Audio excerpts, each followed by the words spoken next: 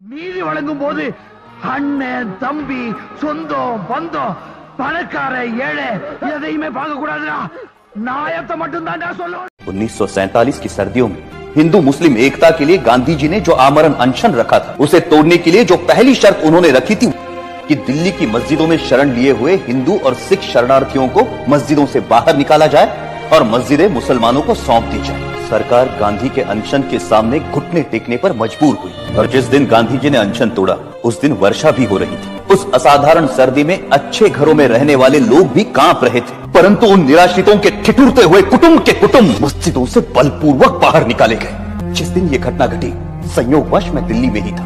मैंने अपनी आंखों से गांधी जी की जिद को पूरा होते हुए देखा। कड़ाके की सर्दी और वर्षा में कपकपाते हुए वो लोग बिरला हाउस पहुंचे।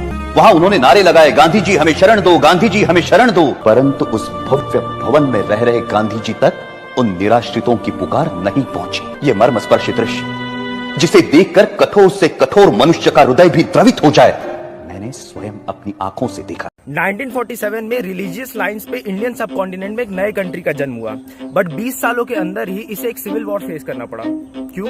एक कंट्री जिसने मुस्लिम्स के लिए अलग देश की डिमांड की थी, उसी कंट्री के बंगाली मुस्लिम्स ने खुद को पंजाबी मुस्लिम से बचाने के लिए उस आर्मी की हेल्प मांगी, which was 80% Hindu. The unit was led by general Jacob, who was a Jew, who was under the command of General Jagjit Singh Arora, who was a Sikh, and the whole army was being led by the legendary Sam Manekshaw, who was a Parsi. I don't think इससे बेहतर कोई example होगा जो कि prove कर सके the historical foolishness of dividing India on the basis of religion. और वो सारी आवाजें जो आज भी भारत में उठती है of secession from India on the basis of region और religion. If you are an Indian, you must have heard about 30th January. It is a day remembered for the assassination of Mohandas Karamchand Gandhi. If you search for what happened in the aftermath of his death, you will find at least 100 accounts of leaders mourning for Gandhi. Today, we'll tell you what you won't be able to find on the first page of your Google search, the systematic genocide of Chitpavan Brahmins. Hi and welcome to TFI English, the national socio-political analysis arm of the TFI Media Group. I'm your host Tanya, and in this video I'll tell you an untold story of Chitpavan Brahmins massacre. Let's begin. On 30th January 1948, Nathuram Godse shot Gandhi from point blank range. Gandhi died on spot. Indian state punished Godse for that and hanged him for killing a person who had advocated for non-violence throughout his life. However, even before Godse's hanging, the revengeful Congress had decided to use Gandhi's killing as a justification for the Brahmin massacre. Hours after Gandhi was killed, a wave of violence swept over whole Maharashtra. Chitpavan Brahmins, the class of Brahmins to which Nathuram Godse belonged, were the main targets of groups committing violence.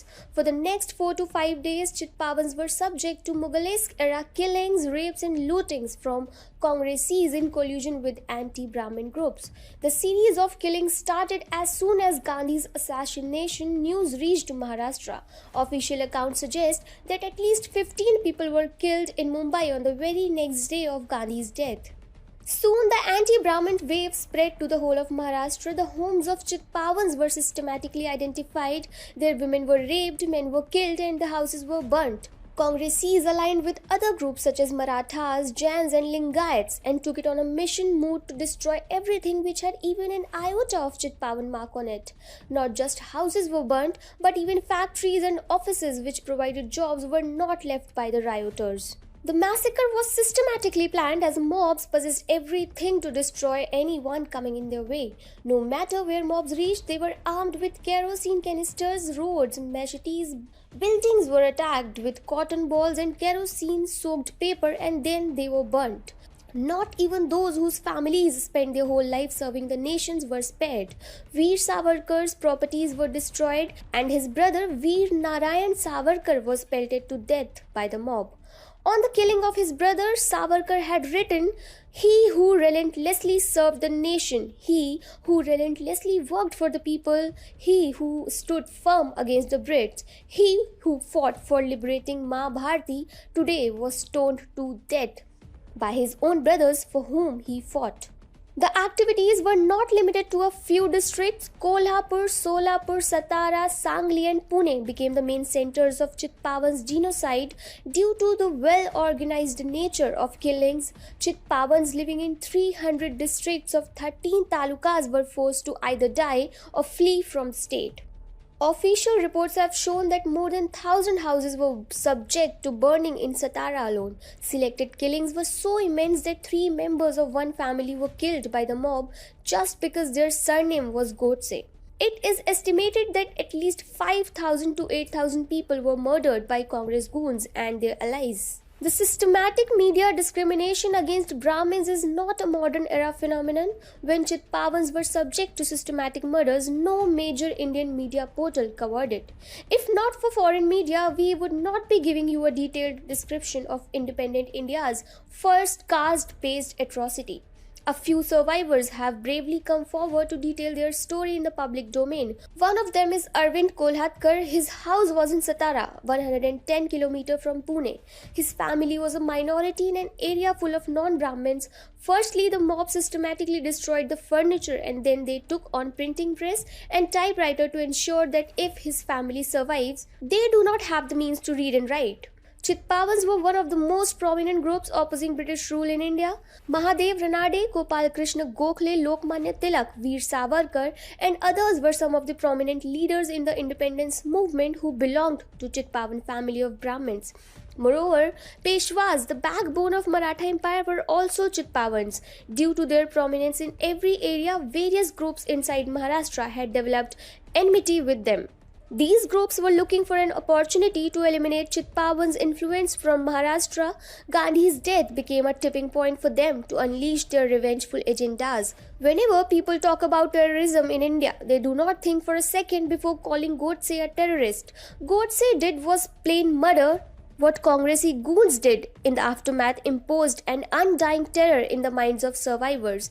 A whole community had to flee down to fear of their lives. If this is not terrorism, then we need a new definition of the term.